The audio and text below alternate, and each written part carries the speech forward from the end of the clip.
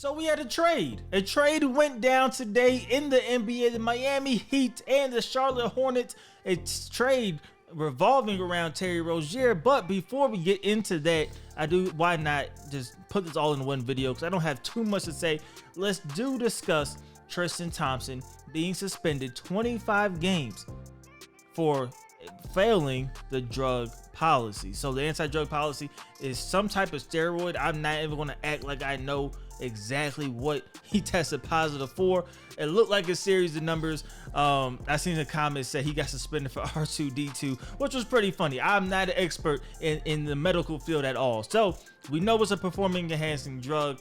He has been suspended 25 games. Why is he taking this? I don't know. And it's actually funny because I always try to make it a point to watch, a different team almost every single day on League Pass, just so I'm watching the entire landscape of the NBA as opposed to just one or two teams. Yesterday was the Cleveland Cavaliers. Yes, I missed the 70-point performance by Joel Embiid because I was watching Cleveland, but while I was watching that game, I had a positive takeaway from Tristian Thompson. He had solid minutes. I know he only had 4 points, but he was hustling. He was playing good defense. I mean, he looked like he was playing well. It was notable. It was something I thought about while I was watching him during his time, the stint that he had on the court. I thought he played well. I like the energy. Maybe I know why now he had that energy out there. But Tristian Thompson going to miss 25 games. That's unfortunate. That's unfortunate, man. And hopefully, maybe it was a mistake with the testing. Who knows, man? But it's rare that you really see this in the NBA. But we got it here. So just want to give my quick thoughts about the Tristian Thompson situation. Now, moving on to the trade, the reason we are here for this video, the Miami Heat, they got a good one. They got a great deal today. Now, they send over a first-round pick that is a lottery-protected 2027 first-round draft pick, along with Kyle Lowry for Terry Rozier, who's averaging 23 points a game. Now, let's get this out right away. I do not expect Terry Rozier to average 23 points with Miami. That's going to go down to around that 18 point. Maybe he can still manage 20, but playing with more talent, I don't see the shots being there. But the mentality of Terry Rozier, the type of player Terry Rozier is, he fits in with the Miami Heat culture. And you know that Heat culture is a real thing. Him and Jimmy Butler going to be great together. Him and Tyler Hero going to be great together. I really like the fit. And you always, at the end of the day, now have another guy on the offensive end that can get it done.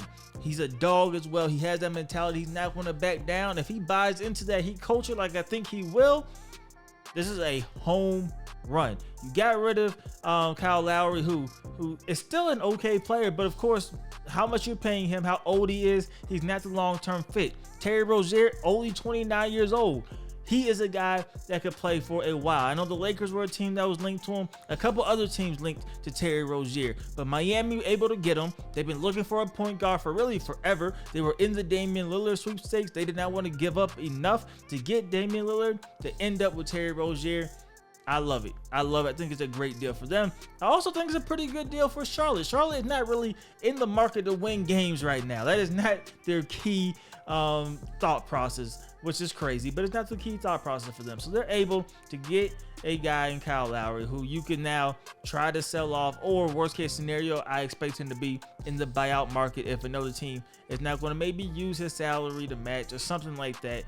He could be a guy available in the buyout market. And you get a first round pick. Now, the first round pick, like I said, lottery protected 2027. If that does not take place and they do not get that pick, it is an unprotected 2028 first round draft pick. So we'll see where Miami is in that range.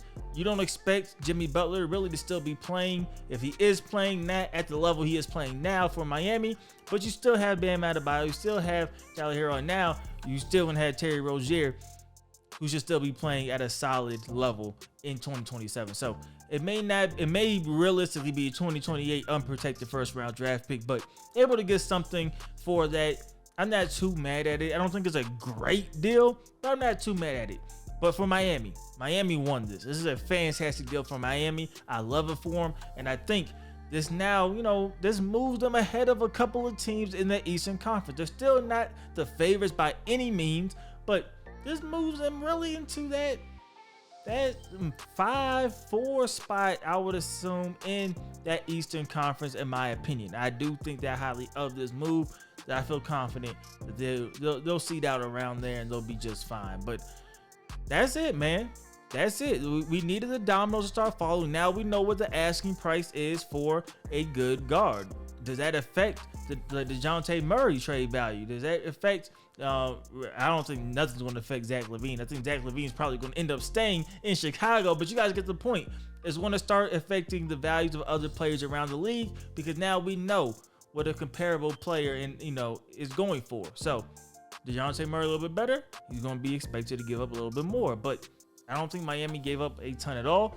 And then what's going to happen, of course, with Kyle Lowry, I expect him to probably enter that buyout market. Where does he land?